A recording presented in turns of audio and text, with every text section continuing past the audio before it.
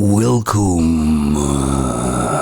Hey, it's almost 2020. You better get your skates on and get those things done before next year, eh? Now this is gonna be a slightly different video than normal. I like to switch things around, keep it fresh. Now I was an avid video game player years ago, but I got out of it because the games were being sent out unfinished and a complete mess, and with loads of microtransactions, and the games weren't all that good. But after some time I thought I'd stick my little toe in there and see what it's like now. I bought a fairly big game and was very disappointed in it. I bought it on Steam. Now Steam has given me a refund, which is good. Well, kinda good. It kinda made me think to get another one. So I did.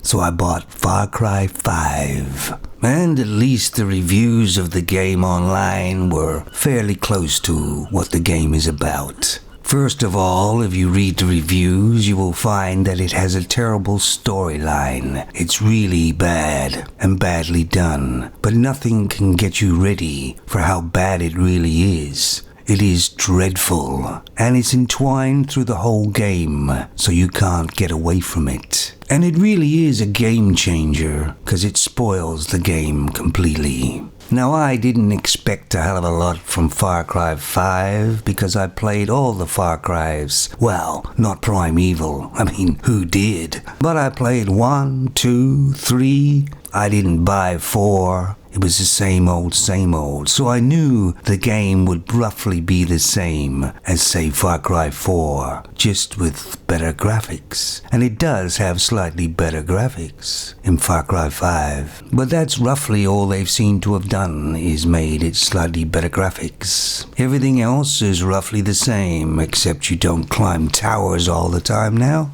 but it's about the same. In fact, I noticed some of the effects that they had, like the fire, isn't as good as Far Cry 3 or 4. One thing I'd like to mention, which kinda shows you how messed up the video gaming industry is. So I bought Far Cry 5 on Steam, and of course you need Steam running.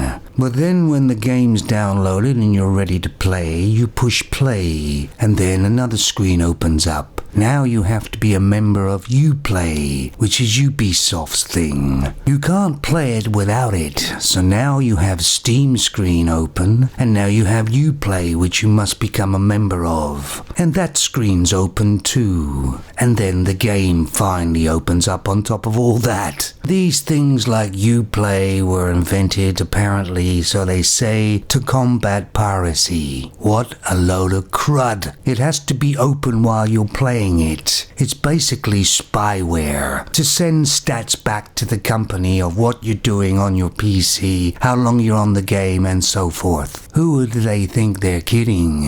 Anyway, I started playing it and I enjoyed it for a very short time, and then it got samey.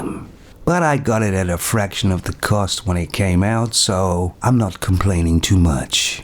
And I've noticed a kind of a trend with these big companies that they're going for the detail on the graphics in the games, which is fine if it's got good playability and it's enjoyable to play. But all these AAA game makers and that, they become lazy, haven't they? All they're doing is really repackaging a game and selling it again and again, adding a few tweaks, maybe graphically, and then pushing it out the door. And who's to blame for this? Well, it's the gamers. They keep buying it. If gamers would stop buying this same repackaged stuff, the makers would have to think of something new.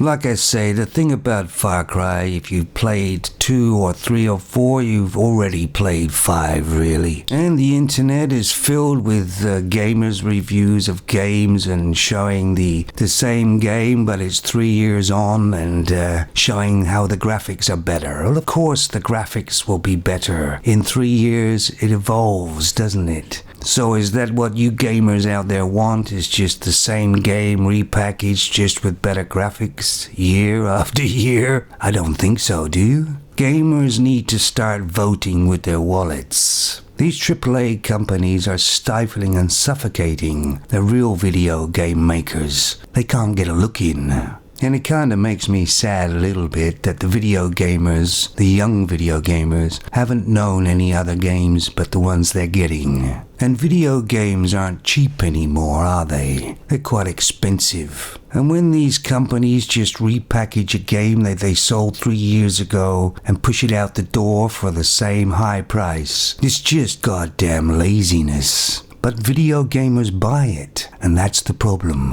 I really hoped that VR was gonna take off and really become a big thing, but it looks like it's not gonna happen in my lifetime. Sure, I know they've got VR and certain games made specifically for it, but they're fairly basic, aren't they? I'm talking about really integration into the video game world. Now that I could get on board for. And of course in Far Cry 5 they have the appeasement of SJWs and third-wave feminists in there. I'm not gonna say what it is, but who's ever played the game knows what I'm talking about. You just realize how entwined it is in every aspect of your life. You buy a video game personally for your own enjoyment, and you have to see this forced diversity in it. You know, I think I'll lay off video games again, at least the new ones. Hell, I still play 0 hours sometimes, my friends. How old is that? I might think about Resident Evil 3, the remake. We'll see how it goes. I certainly won't be paying full price. I'll wait.